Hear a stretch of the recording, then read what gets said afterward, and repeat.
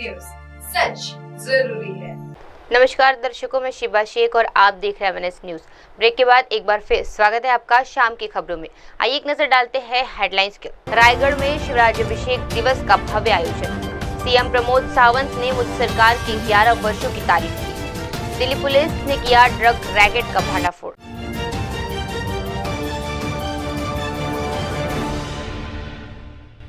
आप देख रहे हैं MNS न्यूज, सच जरूरी है। आइए देखते हैं खबरें विस्तार से। रायगढ़ में शिवराज्यभिषेक का भव्य आयोजन। रायगढ़ किले की ऐतिहासिक भूमि पर आज एक बार फिर इतिहास जीवित उठा, जब महाराष्ट्र के उप मुख्यमंत्री एकनाथ शिंदे ने छत्रपति शिवाजी महाराज के राज्याभिषेक की 352वीं वर्षगांठ के अवसर पर आयोजित भव्य समारोह में हिस्सा लिया। शिवराज्याभिषेक दिवस के इस पावन अवसर पर रायगढ़ किला भगवा पातकाओं, पारंपरिक वाद्य यंत्रों और जय शिवाजी जय भवानी के नारों से गूंज उठा।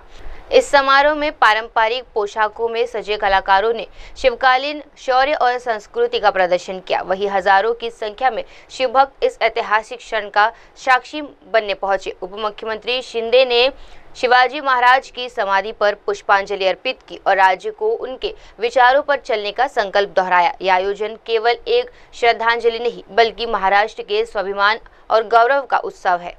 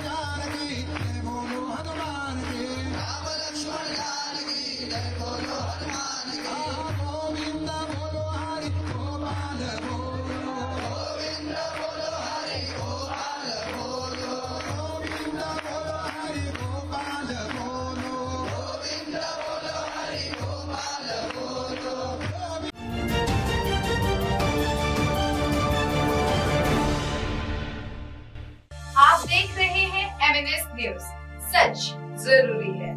आइए बढ़ते हैं अगली खबर की ओर। सीएम प्रमोद सावंत ने मोदी सरकार के 11 वर्षों की तारीफ की। गोवा के पोंडा में आज एक खास कार्यक्रम संकल्प से सिद्धि तक का ये आयोजन किया गया। ये आयोजन प्रधानमंत्री नरेंद्र मोदी के नेतृत्व में एनडीए सरकार के 11 साल पूरे होने के उपलक्ष्य में किया गया। मुख्यमंत्री प्रमोद सावंत ने इस मौके पर पीएम मोदी को उनकी कैबिनेट को बधाई देते हुए कहा कि बीते 11 वर्षों में जो कार्य हुए हैं वैसा देश ने पहले कभी नहीं देखा। उन्होंने कहा कि अच्छे दिन आने वाले हैं का जो नारा था वे अब भी ठोस योजना बन चुका है। विकसित भारत 2047 के सपने की ओर हम तेजी से बढ़ रहे हैं। कार्यकाल में पूरे गोवा के लोग बड़ी संख्या में शामिल हुए। मुख्यमंत्री ने लोगों का आभार जताया और कहा कि डबल इंजन सरकार की वजह से गोवा को डबल लाभ मिला है, जिसके लिए केंद्र और राज्य सरकार दोनों का आभार है। इस कार्यक्रम में एनडीए सरकार की प्रमुख योजनाओं और 11 सालों की उपलब्धियों की झलक पेश की गई, जिससे लोगों को प्रेरणा और विश्वास से भर दिया। 11 साल पे कंप्लीट होने पे माननीय मोदी जी के 11 साल पूरे होने पर गोवा सरकार ने इस कार्यक्रम का आयोजन किया था, संकल्प से सिद्धि तक। Approximately 33 different schemes of the माननीय मोदी जी के सरकार के उनको हमने फेलिसिटेट किया, उनको अवार्ड दिया।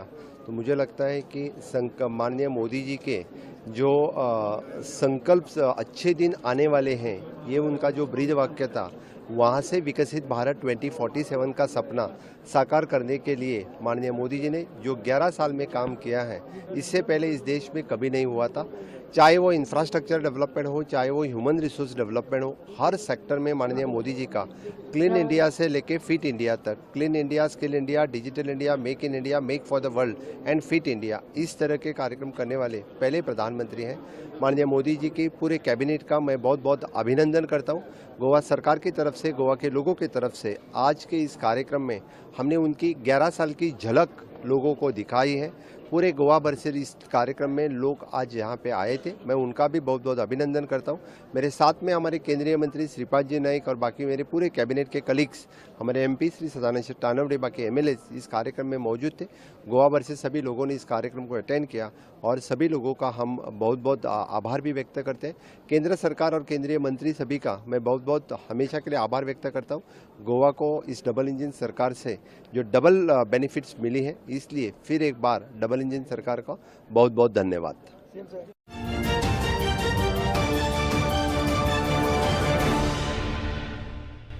आप देख रहे हैं एमएनएस न्यूज, सच जरूरी है। आइए बढ़ते हैं अगली खबर की ओर। दिल्ली पुलिस ने किया ड्रग रैकेट का भांडाफोड़। राष्ट्रीय राजधानी दिल्ली में पुलिस को नशे के कारोबार के खिलाफ एक बड़ी सफलता हाथ लगी है। बाहरी दिल्ली जिले की पुलिस ने एक अंतर्राज्यीय ड्रग्स रैकेट का भांडाफोड़ किया है, जो आंध्र प्रदेश और ओडिशा से भारी मात्रा में ड्रग्स मंगवाकर दिल्ली समेत अन्य राज्यों में सप्लाई करता था। बाहरी दिल्ली के अतिरिक्त उपायुक्त मनोज मीना ने जानकारी देते हुए बताया कि ये गिरोह रेलवे मार्गों का इस्तेमाल करते हुए पार्सल के जरिए ड्रग्स बेचता था। अब तक इस मामले में 3 आरोपियों को गिरफ्तार किया जा चुका है।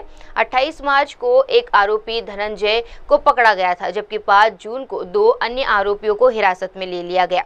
पुलिस ने कुल 52 किलोग्राम ड्रग्स जब्त की है, जिसकी कीमत 15 से 20 लाख रुपए के बीच बताई जा रही है। पुलिस की टीम लगातार कुरियर सेवाओं और ट्रांसपोर्ट कंपनियों की जांच में जुटी हुई है। अधिकारियों का कहना है कि रैंडम रेक्स के जरिए इन कंपनियों पर निगरानी और भी सख्त की जाएगी। ये ऑपरेशन दिल्ली पुलिस के लिए एक बड़ी कामयाबी मानी जा रही है। मोड ऑफ ट्रांसपोर्टेशन में ये कुरियर का इस्तेमाल करते थे ज़्यादातर, और कुरियर भी रेल रूट के द्वारा।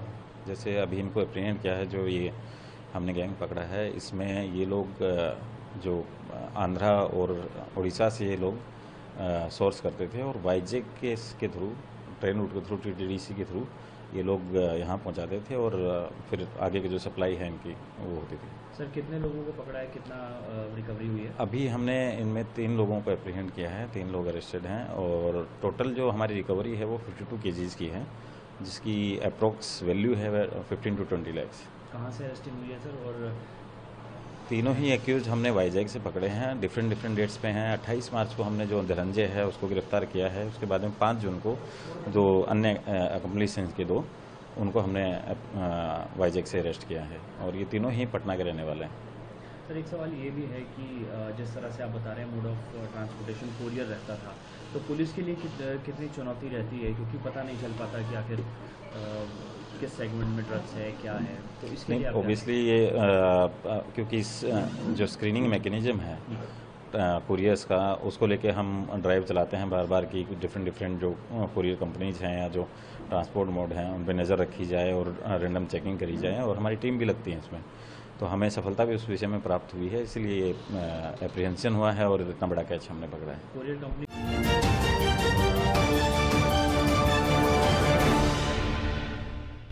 आप देख रहे हैं MNS न्यूज, सच जरूरी है। आइए बढ़ते हैं अगली खबर की ओर। रायपुर लाया गया शहीद ASP का पार्थिव शरीर। छत्तीसगढ़ एक बार फिर नक्सली हिंसा का दर्द झेल रहा है।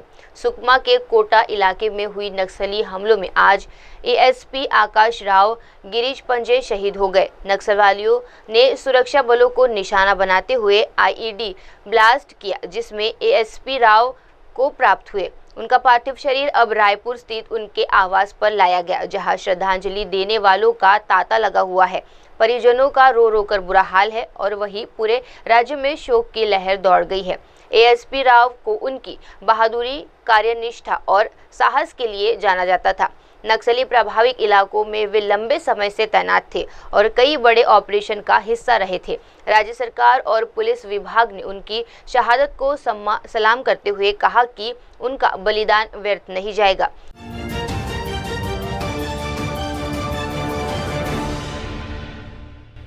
आप देख रहे हैं MNS न्यूज, सच जरूरी है। इस हमले के बाद इलाके में सर्च ऑपरेशन तेज कर दिया गया है। आइए बढ़ते हैं अगली खबर की ओर।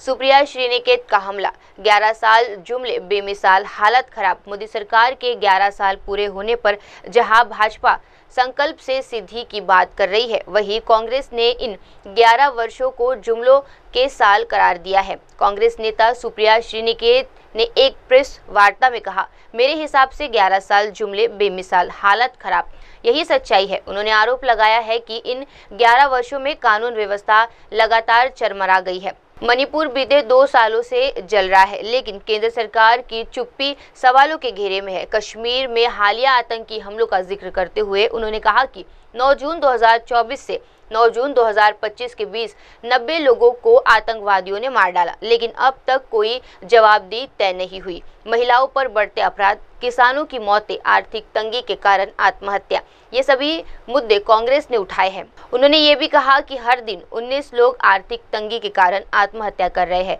और 750 किसान MSP की मांग करते हुए मारे गए। श्रीनिकेत ने केंद्र सरकार पर आरोप लगाया कि उन्हें लोकतांत्रिक तरीके से चुप की गई राज्य सरकार को गिराने का प्रयास किया गया। उन्होंने ये भी कहा कि आज भी देश को 80 करोड़ लोगों को मुफ्त राशन देना पड़ रहा है, जो सरकार की आर्थिक नीतियों की विफलता को दर्शाता है। ये बयान सियासी हलकों में हलचल मचा रहा है और आने वाले दिनों में इस पर सियासी बयानबाजी और तेज हो सकती है। पूरे हो गए, तमाम केंद्रीय मंत्री उपलब्धियां गिना रहे हैं और आज तो खुद भाजपा के राष्ट्रीय अध्यक्ष JP नड्डा प्रेस कॉन्फ्रेंस करके सामने आए, तमाम बातें कही, बोल्ड फैसलों की बात कही, ये भी कहा कि कैसे उन्होंने उरी के से लेकर ऑपरेशन सिंदूर तक की बात कही है और 10वें नंबर की इकोनॉमी से लेकर 4थे नंबर तक की हो गई IMF के आंकड़े की जिक्र कर रहे हैं। बोल्ड फैसलों में ट्रिपल तलाक और 370 हटाना और वक्फ बिल, इन सब का जिक्र किया। क्या प्रतिक्रिया कांग्रेस पार्टी? देखिए, ऐसा है कि इधर उधर की बातें नहीं करनी चाहिए। मेरा अपना मानना है 11 साल जुमले बेमिसाल, हालत खस्ता हाल, ये असलियत है और ये जमीनी हकीकत है। आप शहर में गांव में चले जाइए, लोग आपको यही हकीकत बताएंगे।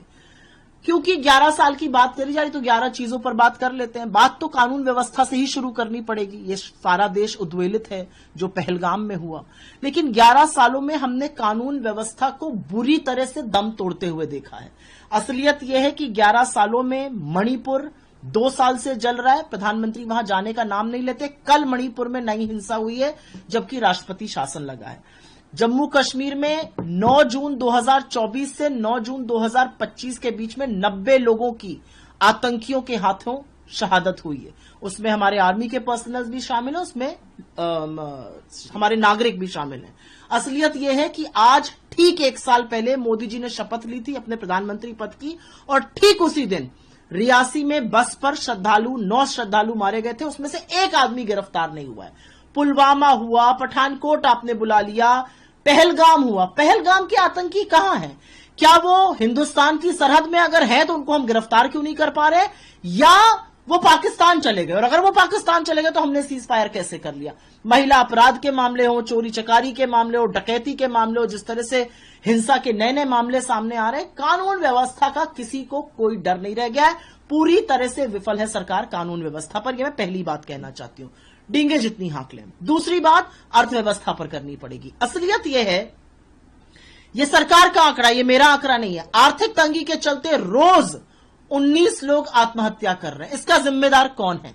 असलियत यह है कि आपने बोल्ड फैसलों की बात करी थी। एक तुगलकी फरमान जारी किया गया था, नोटबंदी, 99.3% पैसा वापस आ गया, और अब आरबीआई कह रहा है कि 500 के फर्जी नोटों में 37% उछाल आया है। क्या हासिल किया आपने नोटबंदी से? आज भी हमारी अर्थव्यवस्था उससे उबर नहीं पाई है। तीसरी बात करते हैं बोल्ड की बात, जीएसटी। गब्बर सिंह टैक्स बिना कंसल्टेशन के, बिना सोचे समझे आप ले आए। 8 साल बाद भी उसमें लगातार सुधार करने की जरूरत पड़ रही है। और असलियत यह है कि 50% जो इस देश की सबसे गरीब आबादी है वो 64% जीएसटी का कलेक्शन दे रही है। आप लोगों से गला घुटवा के वसूली कर रहे हैं। अब बात करते हैं, हम भाई चौथी लार्जेस्ट इकोनॉमी बन गए, अच्छी बात है। एक दिन ऐसा आए हम दुनिया की लार्जेस्ट इकोनॉमी बन जाए। Economy will keep growing because of our population, लेकिन हमारा पर कैपिटा जीडीपी क्या है? जिस ब्रिटेन की हम बात करते हैं हमने उसको पछाड़ दिया, उसका $58,000 है, हमारा $2,500 है। जापान हमसे 8 गुना 10 गुना पर बैठा हुआ है। तो हम अपने लोगों की जो बदहाली है, जो बेरोजगारी है, जिस महंगाई से उनको मार रहे हैं, उस पर कब चर्चा करेंगे? बड़ी बड़ी बातें करते हैं। आपने बात करी अर्थव्यवस्था के बाद, चलिए बात करते हैं जीडीपी की। बहुत चर्चा हो रही है तो गैस, डीजल, पेट्रोल महंगाई की बात कर लेते हैं। पेट्रोल से शतक लगवा दिया गया, डीजल को 100 के बिल्कुल करीब लेके आ गए। गैस ऐसी है कि लोग गैस को, चूल्हे को रखकर अपने यहां सुशोभित करके रखा हुआ है, खाना चूल्हे पे पक रहा है। ये सरकार के आंकड़े, अगेन ये मेरे आंकड़े नहीं है। महंगाई से ये देश त्रस्त है, महंगाई से औरतों की बदहाली है। और असलियत ये है कि ये सब आंकड़े प्रूफ कर रहे हैं। आज जो सेविंग रेट है वो आधा हो गया है। डोमेस्टिक सेविंग करीब 11.5 लाख करोड़ होती थी, वो 6.5 लाख करोड़ पर आ गई है। आज जो लोग अपना सोना गिरवी रखकर घर चलाने को मजबूर हैं, उनकी संख्या में 71% बढ़त हो रही है। कोई क्यों अपना सोना गिरवी लेके घर चलाएगा? क्योंकि उसके पास आज की तारीख में इतनी आमदनी नहीं है और महंगाई बढ़ती जा रही है। बड़ी बड़ी बातें हो रही है। तो चलिए कोविड की बात करते हैं। इस देश में इतनी बड़ी महामारी आई, विश्व में महामारी आई।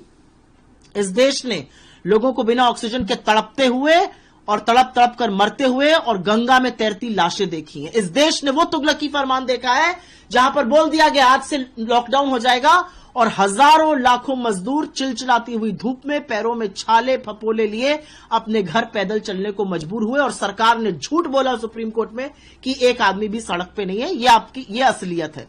बात बिना किसान के किए तो हिंदुस्तान में पूरी नहीं हो सकती। 750 किसान अपनी मांग करते हुए आपकी नाक के नीचे शहीद हुए।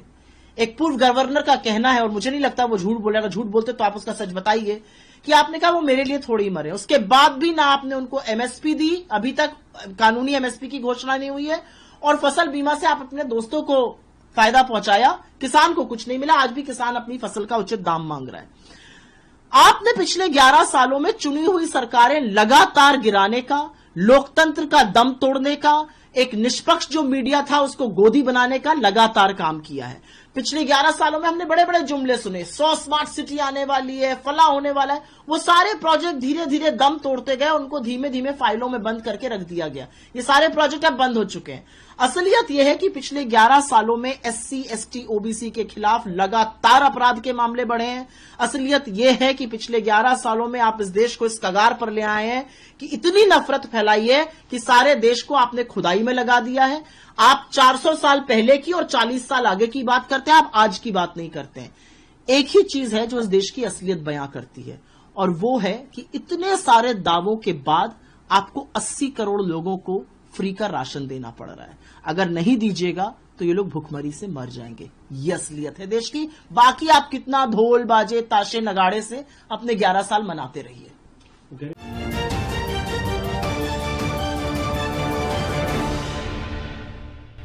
आप देख रहे हैं MNS न्यूज, सच जरूरी है। आइए बढ़ते हैं अगली खबर की ओर। गांधीनगर में सहकार यात्रा समारोह का आयोजन। गुजरात की राजधानी गांधीनगर में आज एक विशेष समारोह का आयोजन किया गया, जिसका उद्देश्य राज्य की सहकारी संस्थाओं के नवाचार और योगदान को सम्मानित करना था।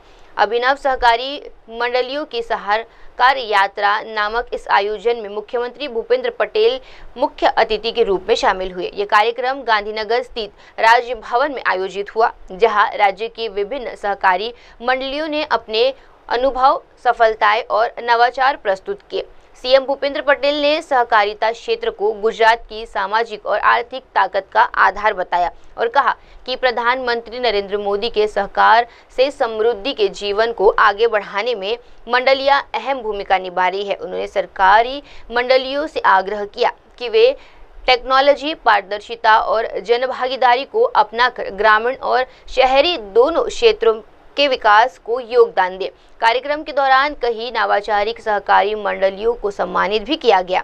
यह आयोजन गुजरात की सहकारी परंपरा को और मजबूत करने की दिशा में एक अहम कदम माना जा रहा है। एना माटे आपड़ा राज्यपाल महोदय तो खूब आखी मुहिम आखा गुजरात में चलाई छे।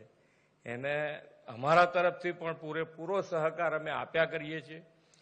सरकार तरीके खेडूतोने जो कोई पण मदद जोईती होय ने सरकार पासे जो आखा बधा खेडूतो माटेनी कोई पण योजना लावशे तो एना माटेनो पण अमे विचार करी सकीए अने बधा माटे आनी अंदर केवी रीते उपयोगी थई शकाय एनो प्रयत्न पण आपणे बधा साथे मळीने करी शकीए। अहींयाथी हमणां पर ड्रॉप मोर क्रॉप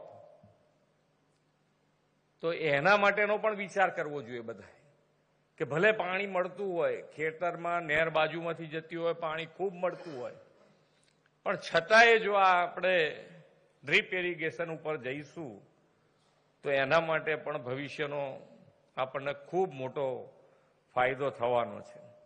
कैच ध रेन माननीय वडाप्रधानश्रीए शरू कर्युं छे के भाई कैच ध रेन एटले वरसादनुं टीपे टीपું पाणी આપણે હાથથી બચાવવાનું ચાલુ કરીશું તો જ આપણે ભવિષ્ય બચાવી શકીએ એમ છે। ધંધો રોજગારથી માંડીને પાણી એવી વસ્તુ નથી કે ગમે ત્યાંથી તમે પ્રોડક્શનમાંથી લાવી શકશો, એટલે પાણીનો પણ બચાવ અત્યારથી કરવા માટે આપણી જોડે વિઝનરી લીડર છે એનો ફાયદો છે આપણને કે સમય કરતા 2 કદમ આગળનું વિચારીને આપણને અત્યારથી જાગૃત કરી દીધા છે। તો એનો લાભ માટે એક તો વરસાદનું પાણી ટીપે ટીપું બચાવીએ અને જે વાપરીએ છે એ ટીપે ટીપે વાપરીએ। આ બંને ભેગું થાય તો આપણને કોઈ દાડો તકલીફ નહીં પડે, એટલે આપણે બધા સાથે મળીને આનો પ્રયત્ન કરવો જોઈએ। અને એની અંદર પણ ખૂબ સારી યોજના છે કે ભાઈ ડ્રીપ ઇરિગેશન કરવું હોય તો સરકારની સહાયતા પણ ખૂબ મોટી છે અને એની અંદર વિચાર સાથે મળીને કરી શકાય। અત્યારે તો ઓપરેશન સિંદૂરની સફળતા, સેનાના શૌર્યસભર પરાક્રમથી દેશવાસીઓના રાષ્ટ્રહિત પ્રથમની પ્રબળ ભાવના જાગી છે અને તિરંગાની શાન પણ વધી છે। ઓપરેશન સિંધુની સફળતા માટે માનનીય વડાપ્રધાન શ્રી નરેન્દ્રભાઈ મોદી અને દેશની સેનાના સૌ જવાનોને આપણા સૌ વતી ખૂબ ખૂબ અભિનંદન પાઠવું છું. વડાપ્રધાન શ્રી નરેન્દ્રભાઈ મોદીએ સેનાથી લઈને નાનામાં નાના કોઓપરેટિવ ઓર્ગેનાઇઝેશન સુધી સૌને સાથે લઈને ચાલવાની પરંપરા વિકસાવી છે. મોદી સાહેબના વડાપ્રધાન પદ તરીકેના સેવા દાયિત્વના 11 વર્ષ પૂરા થયા છે. આ 11 વર્ષનો કાલખંડ સેવા, સમર્પણ અને સુશાસનનો રહ્યો છે. વડાપ્રધાન શ્રી નરેન્દ્રભાઈ મોદીના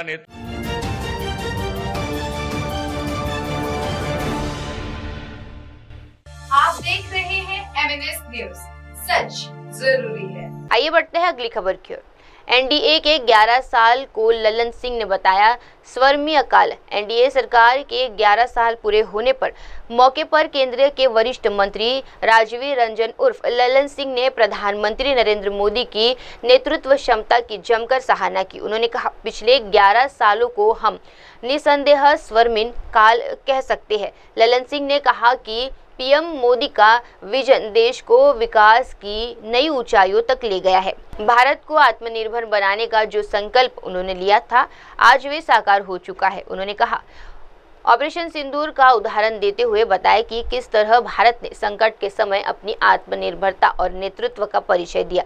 केंद्रीय मंत्री ने ये भी कहा कि इन 11 वर्षों में हर क्षेत्र में विकास की रफ्तार तेज हुई है, चाहे वे आधिकारभूत ढांचा हो, तकनीकी, विदेशी नीति या सामाजिक योजनाएं। उनका मानना है कि प्रधानमंत्री मोदी ने भारत का मान, सम्मान और स्वाभिमान वैश्विक स्तर पर बढ़ाया है और ये सिलसिला आने वाले वर्षों में और आगे बढ़ेगा। देखिए, पिछले 11 वर्षों का जो आदरणीय प्रधानमंत्री नरेंद्र मोदी जी का जो काल रहा है, वो आप अगर पूरे आजादी के बाद से आप अगर देश के इतिहास के विकास को देखेंगे और देश की उन्नति को देखेंगे तो ये 11 साल स्वर्णिम काल कहा जा सकता है इस देश के उत्थान में, इस देश की उन्नति के लिए। कि आदरणीय प्रधानमंत्री नरेंद्र मोदी जी का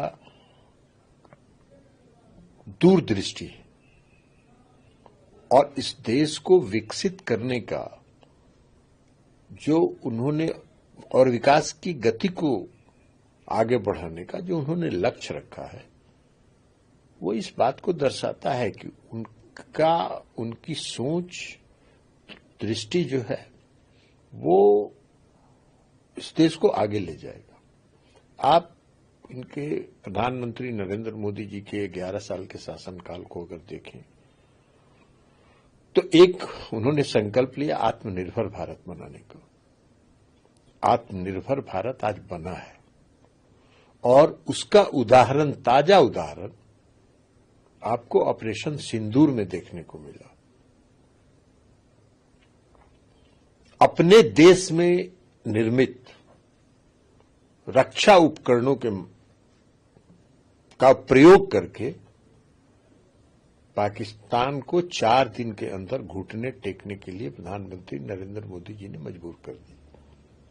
आज पूरे दुनिया में अगर इस देश के सम्मान को देखेंगे तो पूरे दुनिया में आदरणीय प्रधानमंत्री नरेंद्र मोदी जी ने इस देश के मान, सम्मान और स्वाभिमान को बढ़ाया। आज दुनिया का कोई भी देश सीना तान के हमारे देश से नहीं बात करता है। प्रधानमंत्री नरेंद्र मोदी जी बराबरी से बात करते हैं। देश की अर्थव्यवस्था में जो सुधार हो रहा और जो कदम उठाए जा रहे हैं उसका परिणाम दिख रहा है। अभी ताजा जो IMF का जो जारी हुआ है उसमें आज हम 4थे नंबर पर आ गए पूरी दुनिया में। जापान को हमने पीछे छोड़ दिया।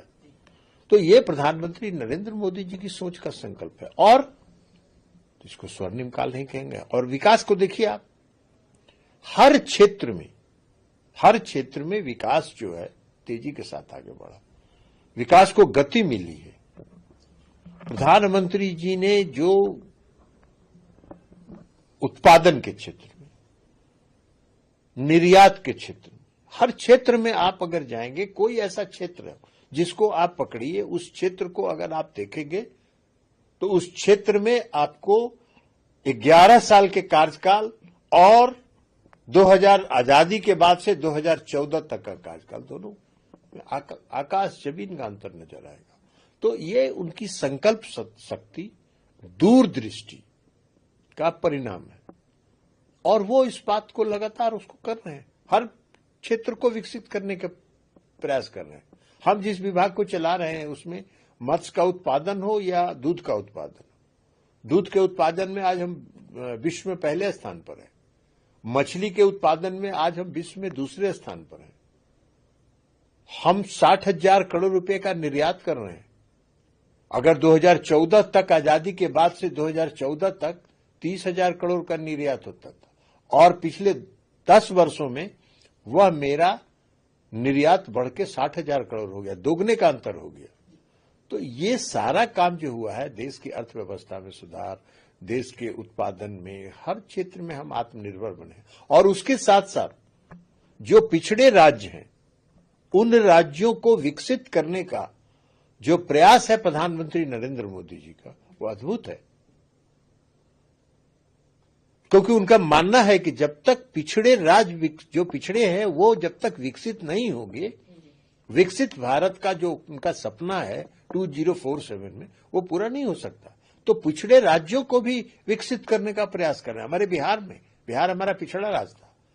आज प्रधानमंत्री जी हर महीने वहां जाते हैं, हर महीने जाते हैं और हजारों करोड़ रुपए का वहां योजनाओं का शिलान्यास और लोकार्पण करते हैं।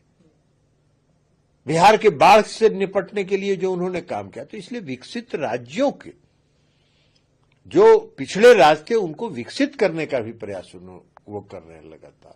तो ये सारा चीज को आप देखेंगे तो आप मानेंगे, स्वीकार करेंगे इसको कि पूरे आजादी के बाद से, देश की आजादी के बाद से जो कार्यकाल रहा और 11 साल का प्रधानमंत्री नरेंद्र मोदी जी का जो कार्यकाल है वो स्वर्णिम काल है। दोनों में कोई तुलना नहीं।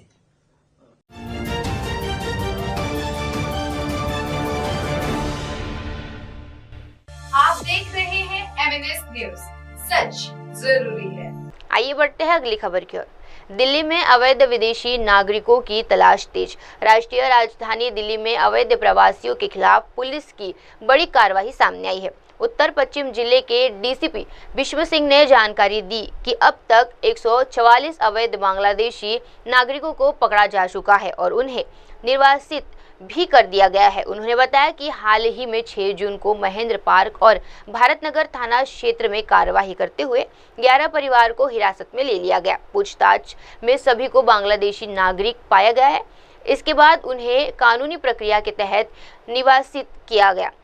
डीसीपी भीष्म सिंह ने कहा कि दिल्ली में अवैध रूप से रह रहे विदेशी नागरिकों की पहचान और उन्हें देश से बाहर निकालने की कार्यवाही लगातार चल रही है। पुलिस इस दिशा में स्थानीय स्तर पर सूचना जुटाने और निगरानी का काम कर रही है। अधिकारियों का मानना है कि इस तरह की सख्ती से न केवल कानून व्यवस्था बेहतर होगी बल्कि अवैध घुसपैठ पर भी अंकुश लगेगा।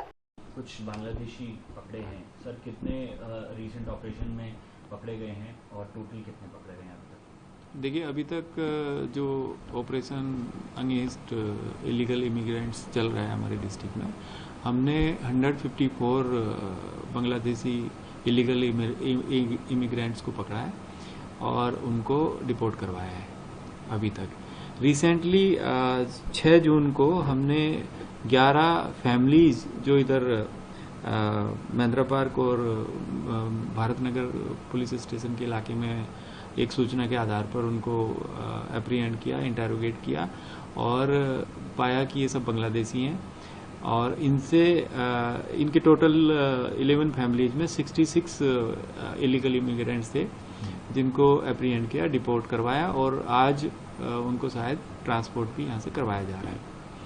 सर, ये दिल्ली में कहाँ रह रहे थे और 11 फैमिलीज जो हैं, 66 लोग, और क्या क्या काम करते थे ये, और इन्होंने क्या बताया किस तरह से और कितने टाइम पहले ये दिल्ली आए थे? इनसे पूछताछ में पता चला है कि ये लगभग 1 साल से इंडिया में आए हुए थे और जैसे कि मैंने पहले भी बताया था कि वहाँ से ये बॉर्डर पार करके पोरस एरिया से इंडिया में एंटर कर जाते हैं और उसके बाद फिर कहीं से भी जहाँ रेलवे स्टेशन होता है वहाँ से ट्रेन पकड़ के दिल्ली और उसके आसपास के इलाकों में आके काम करने लगते हैं।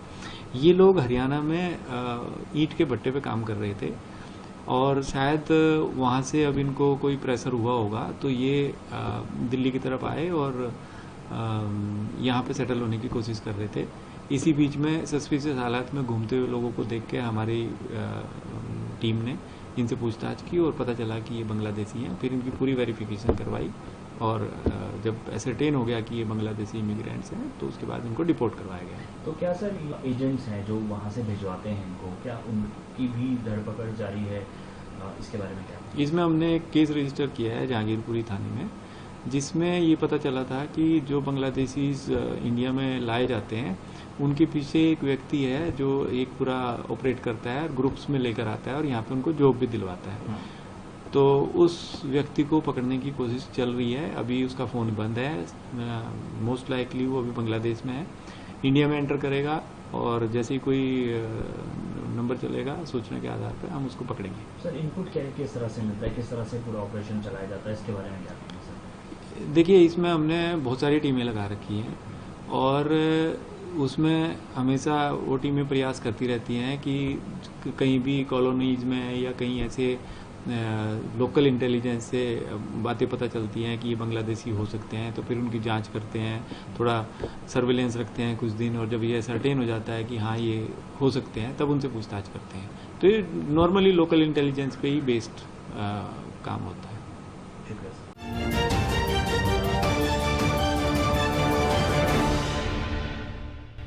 आप देख रहे हैं MNS न्यूज, सच जरूरी है। आइए बढ़ते हैं अगली खबर की ओर। बलात्कार और हत्या की घटना पर सियासत गरमाई। अतिशी ने पीड़िता के परिवार से मुलाकात की। उठाए गए सवाल दिल्ली के दयालपुर इलाके में एक नाबालिग लड़की के साथ कथित बलात्कार और हत्या की दर्दनाक घटना के बाद दिल्ली विधानसभा में विपक्ष की नेता और आम आदमी पार्टी की वरिष्ठ नेता अतिशी ने पीड़ित परिवार से मिलने पहुंची। इस मुलाकात के बाद मीडिया से बातचीत करते हुए अतिशी ने कहा, यह घटना केवल दिल्ली ही नहीं पूरे देश को हिला देने वाली है, लेकिन सवाल ये है कि आज तक मुख्य आरोपी को गिरफ्तार क्यों नहीं किया गया। उन्होंने दिल्ली की मुख्यमंत्री रेखा गुप्ता पर भी निशाना साधते हुए कहा कि उन्हें पीड़ित परिवार से मिलने तक का समय नहीं है। अतिशी ने ये भी कहा कि दिल्ली में भाजपा की 4 इंजन वाली सरकार है, केंद्रीय, LG, दिल्ली पुलिस और नगर निगम, फिर भी हमारी बेटियां सुरक्षित क्यों नहीं है। अतिशी ने दोषियों को जल्द से जल्द सजा दिलाने और पीड़ित परिवार को न्याय दिलाने की मांग की। इस मामले को लेकर सियासी पारा चढ़ा हुआ है और विपक्ष कानून व्यवस्था को लेकर लगातार सरकार पर हमलावर है। 9 साल की बच्ची के साथ जो दुष्कर्म हुआ, उसके बाद हत्या हुई, इसने दिल्ली को नहीं पूरे देश की आत्मा को झकझोर दिया है। और आज सबसे बड़ा सवाल ये है कि 2 दिन बाद भी जो मेन अक्यूज्ड है वो पकड़ा क्यों नहीं गया है। आज सबसे बड़ा सवाल ये है कि इतनी बड़ी घटना हो जाती है शहर के बीचों बीच और दिल्ली की मुख्यमंत्री रेखा गुप्ता जी के पास यहाँ पे आके पीड़ित परिवार से मिलने का समय भी नहीं है। भारतीय जनता पार्टी की 4 इंजन की सरकार है दिल्ली में, 4 इंजन की सरकार, केंद्र सरकार उनकी, अमित शाह जी गृह मंत्री, Rekha Gupta ji chief minister, police commissioner उनके, सब कुछ उनका। फिर हमारी बेटियां सेफ क्यों नहीं हैं? जब चुनाव होता है तो अमित शाह जी हर रैली में दिखते हैं। आज हमारी बेटी की हत्या हो गई, दुष्कर्म हो गया, कहाँ है अमित शाह जी? रेखा गुप्ता जी हर मीडिया इवेंट में दिखती हैं। आज एक 9 साल की बच्ची के साथ ऐसी दरिंदगी हुई, उनके पास समय नहीं है यहाँ पर आने का। तो भारतीय जनता पार्टी को दिल्ली के लोगों के सवालों का जवाब देना होगा कि वो हमारी बेटियों को कैसे सुरक्षित रखेंगे।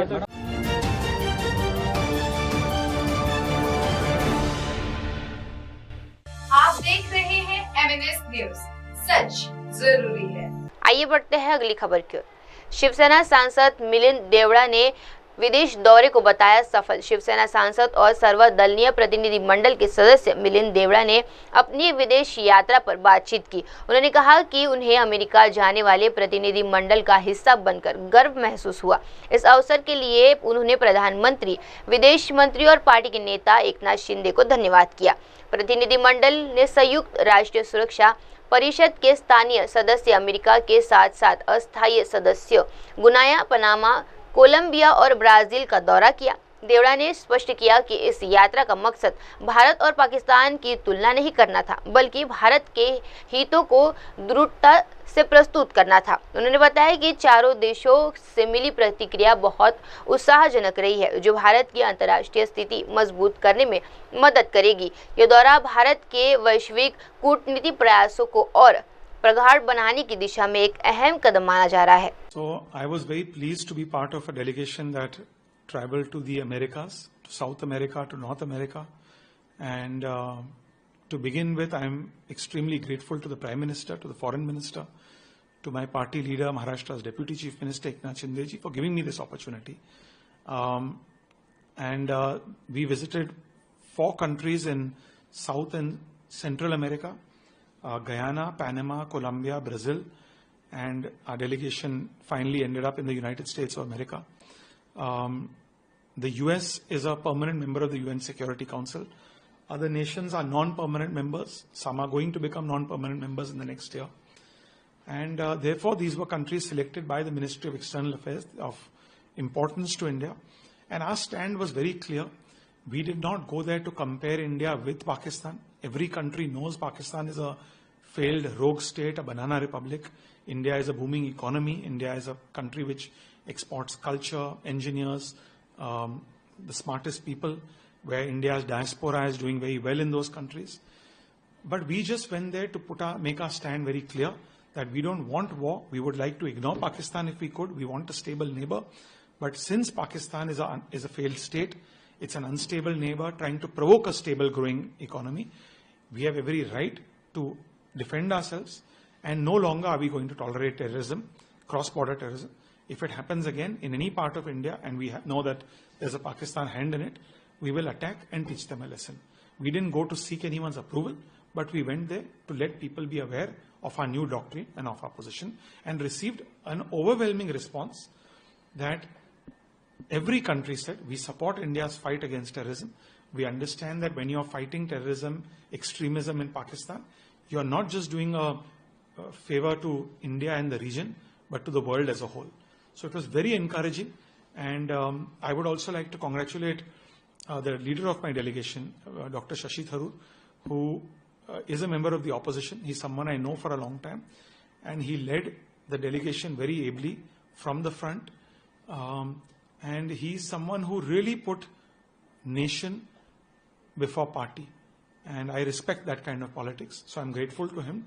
I'm grateful to all the members of our delegation, the excellent team at the Ministry of External Affairs in New Delhi, in Georgetown, Guyana, in Panama City, Panama, in Bogota, Colombia, in Brasilia, Brazil, in Washington and New York, United States of America, all of whom played a vital role in ensuring the success of this delegation.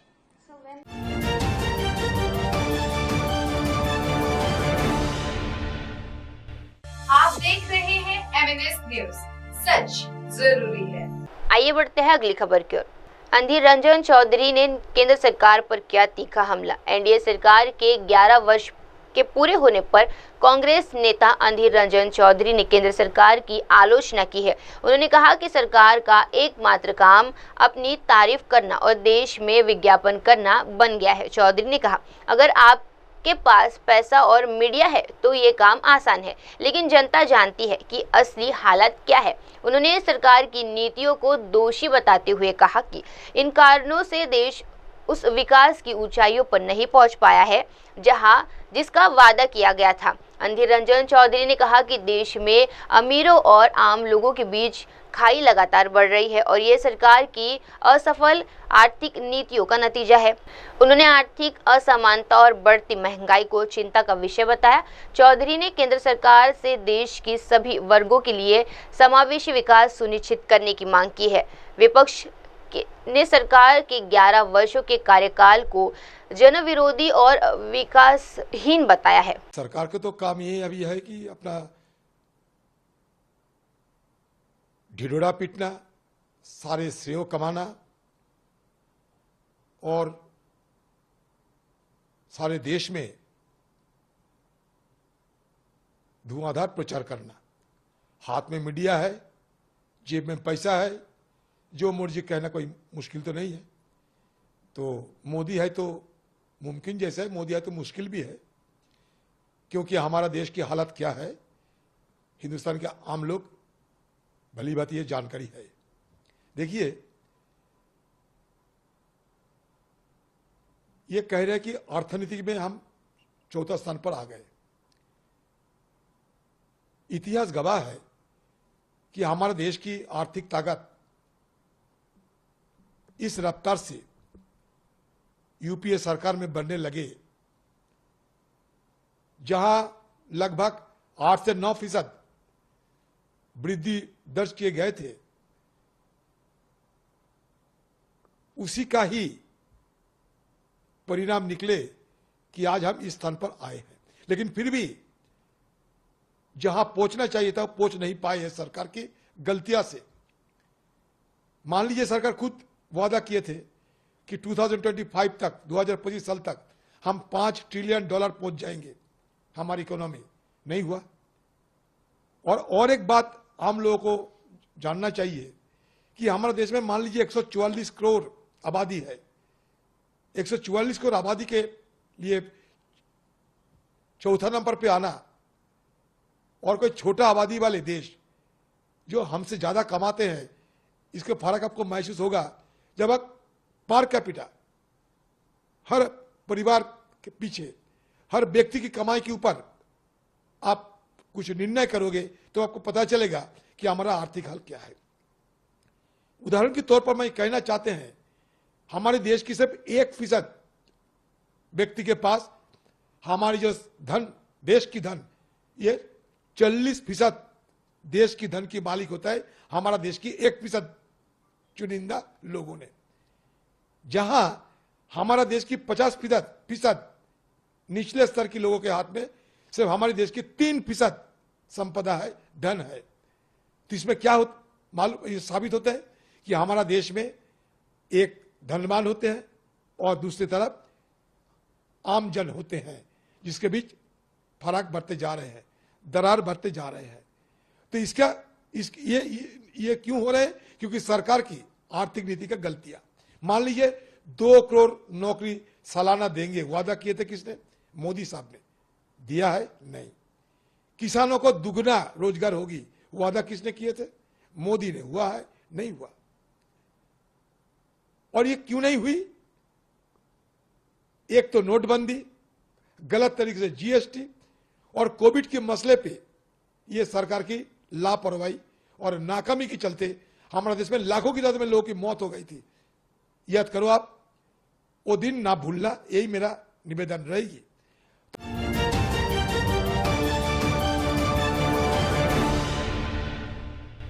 आप देख रहे हैं MNS news, सच जरूरी है। आइए बढ़ते हैं अगली खबर की ओर। हरियाणा के सीएम ने मोदी सरकार के विकास मॉडल की तारीफ की। हरियाणा के हिरास को जोड़ने वाली नई फ्लाइट सेवा के शुभारंभ पर मुख्यमंत्री नायब सिंह सैनी ने बड़ा बयान दिया है। उन्होंने कहा कि प्रधानमंत्री नरेंद्र मोदी के नेतृत्व में देश ने विकास की एक बड़ी छलांग लगाई है और हिरास को छत्तीसगढ़ से जोड़ने वाली ये फ्लाइट हरियाणा के लिए गर्व की बात है। ये फ्लाइट सप्ताह में 2 दिन चलेगी और स्थानीय लोगों को यात्रा के लिए नए विकल्प उपलब्ध कराएगी। मुख्यमंत्री ने कहा कि प्रधानमंत्री मोदी का ये संकल्प हवाई चप्पल पहनने वालों की भी हवाई यात्रा कर सके, इस दिशा में एक महत्वपूर्ण कदम है। सैनी ने बताया कि आने वाले समय में हिरास से और भी फ्लाइट सेवाएं शुरू की जाएगी ताकि प्रदेशवासियों को और बेहतर कनेक्टिविटी मिल सके। उन्होंने इस पहल को हरियाणा के विकास में एक मील का पत्थर बताया। कार्यकाल में देश ने विकास की एक बड़ी ऊंची छलांग लगाई है, गति से काम हुआ है। ये देश के यशस्वी प्रधानमंत्री आदरणीय मोदी जी ने पिछले दिनों हिसार से, उन्होंने अपने वक्तव्य में भी कहा था कि भगवान श्री कृष्ण की भूमि को भगवान श्री राम की भूमि से जोड़ने का काम आज हुआ है, उसका शुभारंभ हुआ है। लगातार वो उड़ान चल रही है। आज उस कड़ी को और गति देते हुए हिसार से चंडीगढ़ को जोड़ने का काम हुआ है। ये हरियाणा के लिए बड़े गर्व की बात है। गौरव की बात है। ये जो उड़ान है ये सप्ताह में 2 दिन चलेगी, सोमवार और शुक्रवार। ये 2 दिन सप्ताह में चलेगी और हमारे लोगों को बड़ा लाभ होगा।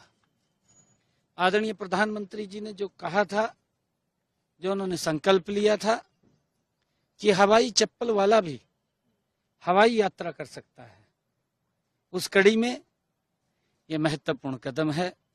हमारी आंखों के सामने है कि आम नागरिक के लिए जो सुविधाएं निरंतर भारत माँ के लाल नरेंद्र मोदी जी दे रहे हैं, उसका लाभ आम व्यक्ति को मिल रहा है।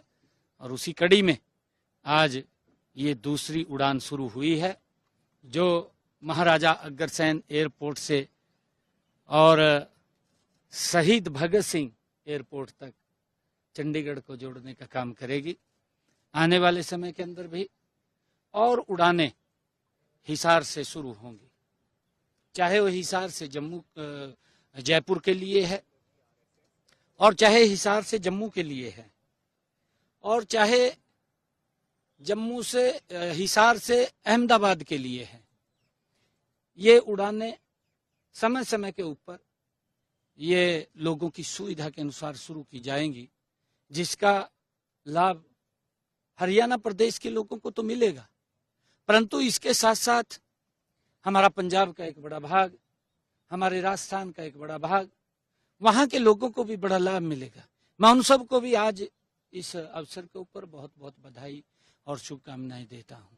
और मुझे खुशी है कि हिसार में ये विमान हब का निर्माण 7200 एकड़ क्षेत्र में किया जा रहा है, और इस हब में 4200 एकड़ हवाई अड्डे के लिए, क्योंकि अगर कोई इस प्रकार की सुविधा क्षेत्र के अंदर आती है, वो क्षेत्र विकास की एक गति से ऊंचाई तय करता है। और वहां पर हमने हवाई अड्डे और उसके पास एक इंटीग्रेटेड मैन्युफैक्चरिंग हब जो 3000 एकड़ के अंदर वो बनेगी, और इंडस्ट्रियल जोन वहां पर बनेगा। और आने वाले समय के अंदर एक बड़ा हब वो बनेगा, वो विकास की गति में हिसार भी गति से आगे बढ़ेगा, हरियाणा को उसका बड़ा लाभ मिलेगा।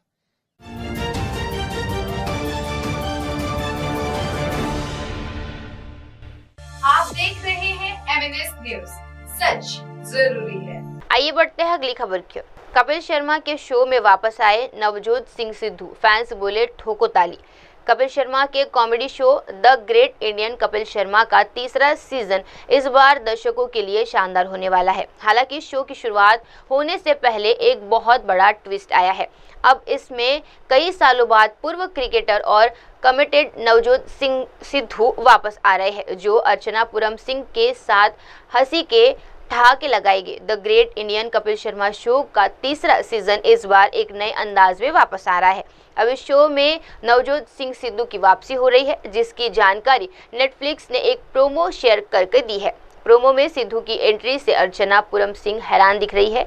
हालांकि एंट्री के बाद सिद्धू ने कहा कि जिस तरह से आगे के गालों को कोई खा नहीं सकता, पर्वत हिमालय को कोई हिला नहीं सकता, उसी तरह सिद्धू की आवाज को कायनात तक कोई दबा नहीं सकता। The great Indian Kapil Sharma का तीसरा सीजन 21 जून से नेटफ्लिक्स पर स्ट्रीम होगा। इस शो में इस बार सुनील ग्रोवर, कृष्णा, किगू शारदा और अर्चना पूरम सिंह नजर आने वाले हैं। कपिल किधर ले जा रहा है मेरे को यार? Archana ji back to back 2 season hit दिए, नेटफ्लिक्स आपको सरप्राइज दे रहा है। मुझे घर दे रहे हैं। अरे घर क्या चीज अर्चना जी, उससे भी बड़ा सरप्राइज। आई नो कार दे रहे हैं। अरे अर्चना जी गाड़ी तो और छोटी हो गई, इससे भी बड़ा सरप्राइज है। Equity shares in Netflix. अरे कुछ भी नहीं अर्चना जी, आप आंखें खोलो और खुद ही देख लो।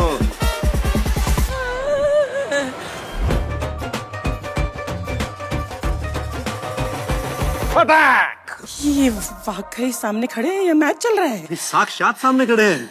कपड़ी पट्टी वापस बांध दे। मोहतरमा, जिस तरह आग के ढेरों को कोई खा नहीं सकता, पर्वत हिमालय जैसे कोई हिला नहीं सकता, उसी तरह सिद्धू की आवाज को कायनात तक कोई दबा नहीं सकता। कपिल, इसका क्या मतलब हुआ? इसका मतलब ये है कि ये पट्टी आप अपने मुंह पे बांध लो, क्योंकि आपको बोलने तो अब ये देंगे नहीं। तो दोस्तों, अब से हर शनिवार बढ़ेगा हमारा परिवार, क्योंकि हम लेके आ रहे हैं सीजन 3 और साथ में सिद्धू पाजी फ्री। अब फ्री के डॉक्टर से कौन इलाज करवाता है यार? पेमेंट फिट है, शो सुपर हिट है।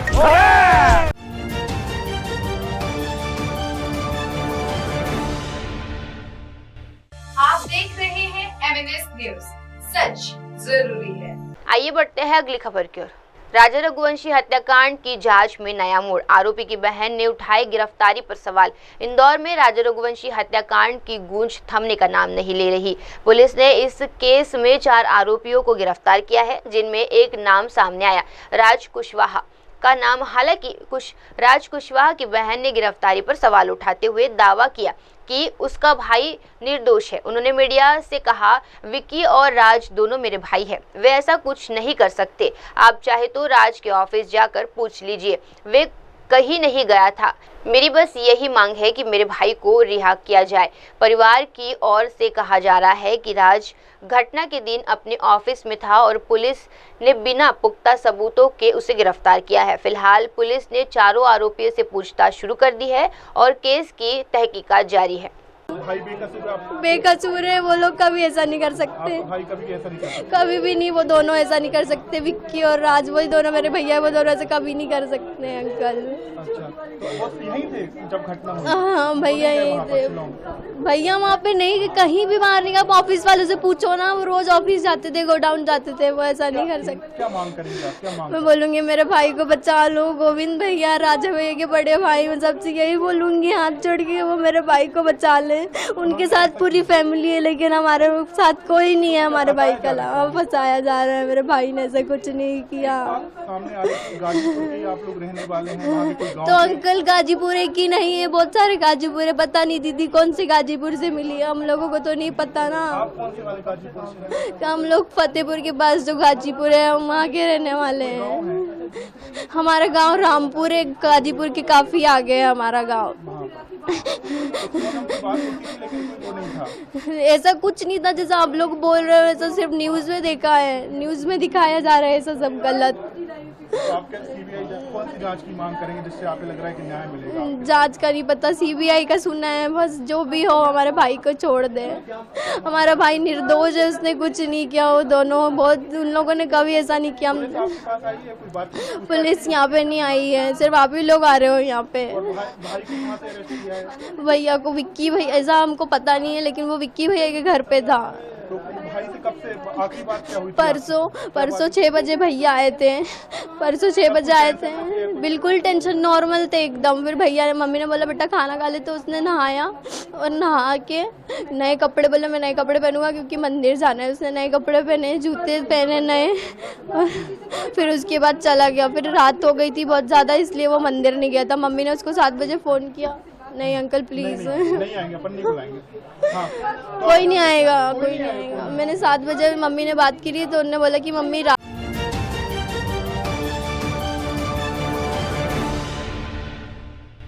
आप देख रहे हैं एमएनएस न्यूज। आइए बढ़ते हैं अगली खबर की ओर। कश्मीर से 370 हटाना, ट्रिपल तलाक खत्म करना बड़ी उपलब्धियां, बोले केंद्रीय मंत्री जितन राम मांझी। प्रधानमंत्री नरेंद्र मोदी के नेतृत्व में एनडीए सरकार के 11 साल पूरे हो गए हैं। इस मौके पर केंद्र सरकार के सभी मंत्री देश भर में उपलब्धियों को गिनाने में जुटे हैं। बिहार से केंद्रीय मंत्री जितन राम मांझी ने इसका हिस्सा बनने पर बड़ा बयान दिया है। उन्होंने कहा कि सभी मंत्रियों को अपने अपने क्षेत्र, विभाग और राज्य की उपलब्धियां के बारे में बताने को कहा गया है। इस क्रम में उन्होंने बताया कि कल पटना से प्रेस कॉन्फ्रेंस का आयोजन किया जाएगा। जितन राम मांझी ने कहा, इन 11 सालों में कई ऐतिहासिक फैसले हुए, जैसे ऑपरेशन सिंदूर, जम्मू कश्मीर में अनुच्छेद 370 को हटाना और ट्रिपल तलाक खत्म किया जाना। ये केवल फैसले नहीं बल्कि भारत के भविष्य की दिशा तय करने वाले कदम है। उन्होंने प्रधानमंत्री के विजन को दोहराते हुए कहा, सबका साथ, सबका विकास, सबका विश्वास और सबका प्रयास मंत्र के साथ हम 2047 तक विकसित भारत का सपना साकार करेंगे। क्वेश्चन है सर, ये नरेंद्र मोदी जी के नेतृत्व में 11 साल पूरे हुए हैं एनडीए गवर्नमेंट के, क्या रिएक्शन है आपका? देखिए, इस पर हम लोग कल एक प्रेस कॉन्फ्रेंस करेंगे। सभी मंत्रियों को कहा गया है कि अपने क्षेत्र, अपने राज्य और अपने विभाग के संबंध में 11 साल की जो उपलब्धियां हैं उसको गिनाया जाए, कहा जाए। तो कल पटना में हमने तय किया है, वहाँ करेंगे हम लोग एक प्रेस कॉन्फ्रेंस। और जहाँ तक यहाँ की बात, आपके सामने की बात है, हम समझते हैं कि 11 साल में ऐसी बातें घटी है जिसको हम आप सब लोग याद कर सकते हैं। अब जैसे मान लीजिए कि अभी हाल में ऑपरेशन सिंदूर की घटना हुई, आप कम से कम अन्य लोगों को आहत किए हुए, खास करके आतंकवादियों के नेत्र को उजाड़ा गया, सफलतम ऑपरेशन हुआ, ये बहुत अच्छी बात हुई। उसी प्रकार से 370 कानून जो कश्मीर में था उसको भी हटाने की बात इसी पीरियड में हुआ है। वहाँ चुनाव हुए, वहाँ आज मंत्रिमंडल गठन हुआ है, काम कर रहा है। फिर आपने देखा कि 3 तलाक की घटनाएं हुई, उससे सभी अगल बगल के मुस्लिम राष्ट्रों में भी 3 तलाक नहीं हुआ करता था। भारत में 3 तलाक की बात थी, उसको इस सरकार ने हटा करके मुस्लिम परिवार के महिलाओं के लिए एक सुखद संदेश दिया है। ये हम लोग का जो है। उसके बाद आप जोड़िए, राम मंदिर के चलते बहुत तरह की बातें हुआ करती थी। राम मंदिर बनके तैयार हुआ, उसका शिलान्यास हुआ, उसका हर तरह से पूजन हुआ।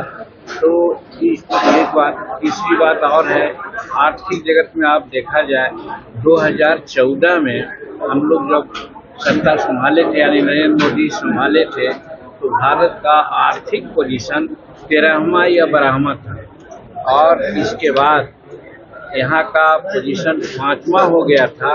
अभी हाल में जापान को पछाड़ करके आर्थिक व्यवस्था में हम लोग 4था स्थान पर आ गए हैं और 2027 तक तीसरा स्थान में जाएंगे। और नरेंद्र मोदी जी की कल्पना है कि 2047 में हम लोग विकसित भारत के रूप में इसको आगे बढ़ाएंगे। तो इस तरह के अनेकों बात पुराने काले की जो प्रमुख बातें हुई, इसको हम आपके सामने रखता है। कहने का मतलब 11 साल व्यतीत हुआ है। ये भारत के राजनीतिक इतिहास में एक माइलस्टोन है और हम समझते हैं कि 2047 का जो संकल्प है नरेंद्र मोदी जी का, सबका विकास, सबका साथ, सबका प्रयास से हम लोग विकसित भारत को विकसित भारत के रूप में परिणत करेंगे। ये उद्देश्य भी है। यही 11 साल का हम लोग अब वक्त हो चला है दर्शकों एक छोटी सी ब्रेक का। ब्रेक के बाद भी जुड़े रहिए, देखते रहिए मेरे सहयोगी श्रद्धा के साथ शाम की तमाम बड़ी खबरें। धन्यवाद। आप देख रहे हैं एमएनएस न्यूज, सच जरूरी।